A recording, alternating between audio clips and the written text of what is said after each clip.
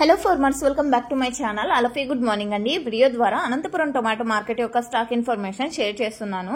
So thumbnail చూస్తేనే మీకు అర్థమైపోయి ఉంటుంది, అతి భారీగా అనే చెప్పొచ్చండి. సో ఎందుకంటే గత కొన్ని రోజుల నుంచి కొంచెం వస్తూ ఈ రోజు వచ్చేసి స్టాక్ పెరిగిపోయింది.